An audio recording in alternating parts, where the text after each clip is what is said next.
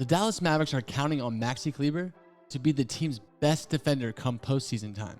He's a 6'10 big man that can defend on the perimeter with the size and strength to hold his own in the paint. Kleber is one of the team's best defenders, and getting stops will be key in the playoffs this year. But let's be real, Maxi has to stay on the floor, and he's going to need to break out of a shooting slump to do so. Over the last 14 games, he's shooting just 28% from the field and has made just 7 of his 48 three-point tries. That's unacceptable. Kleber has been strictly a spot-up shooter for most of this season, and the shots, well, they're just not falling right now.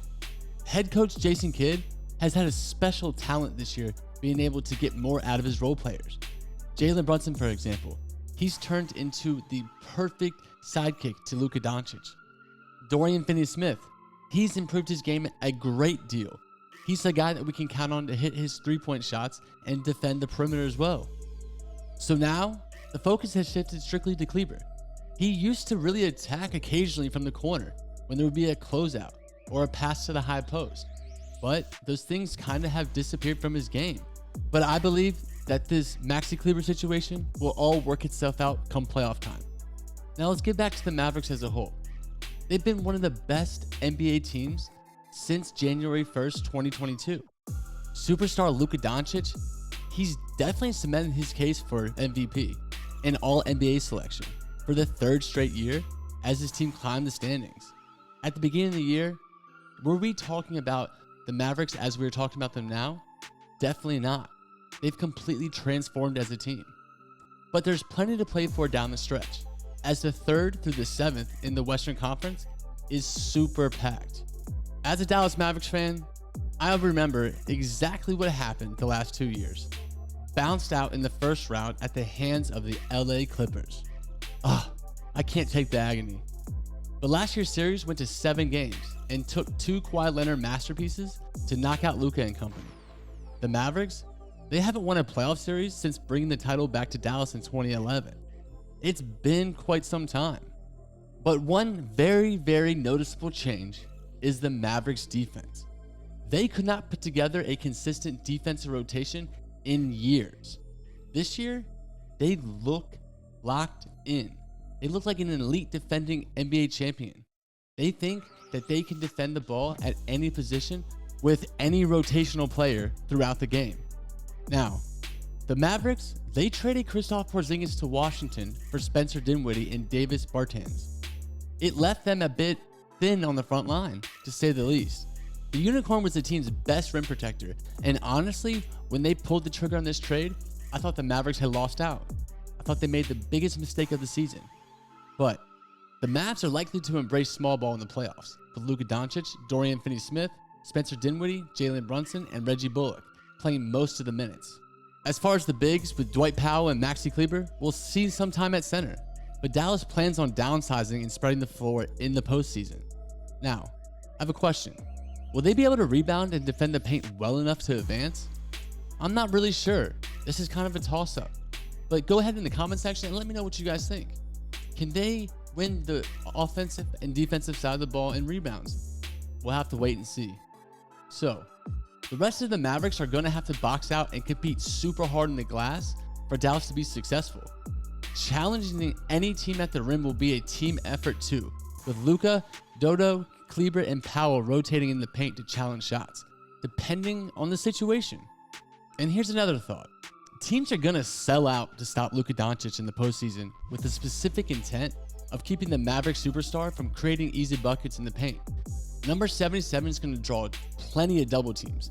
He's going to be draped all over by the defense, and the opposition will pack the lane to try to slow him down. The results? It's going to give plenty of open three-pointers for the Mavericks, but will they be able to knock them down? It's been a little bit inconsistent this year, with Dorian Finney-Smith, Reggie Bullock, Spencer Dinwiddie, Jalen Brunson, and Maxi Kleber are all going to need to hit their wide open shots at a high clip for Dallas to advance. And even with the defense being draped all over Doncic, he's going to put up huge numbers. There's no doubt about that. And he's proven that for the last 2 straight years. But what his supporting cast produces will be the difference between the Dallas Mavericks going on a run and making their 3rd consecutive first round exit. This cannot happen like it did last year. Jalen Brunson cannot get shut down on offense. The 25-year-old guard, he's a really important piece and playmaker for this Dallas team. The Mavericks were forced to overtax Luka Doncic in the 2021 playoffs because nobody could really effectively get the offensive rolling. So, can Brunson take some of that burden off this year? I'm thinking that he can. Having JB score 15 and dish out 5 dimes per game, as he has in the regular season, would almost guarantee a Dallas victory in the postseason. Spencer Dinwiddie, he's been a godsend for this Dallas Mavericks team. Through his first 15 games in Dallas, the 6'5 guard averaged 18 points, 4.2 dimes, 3.5 boards, and just under a steal in 31.3 minutes per game. The dude's shooting 50% from the field and 40.5% from his threes, and a 74.4% from the free throw line. Dinwiddie, he really might not be able to keep up those percentages, but him knowing his defined role with this team is going to help him be consistent.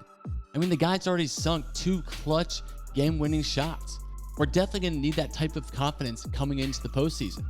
The only thing that the Mavs need Spencer to do is to be that secondary creator and their second leading scorer.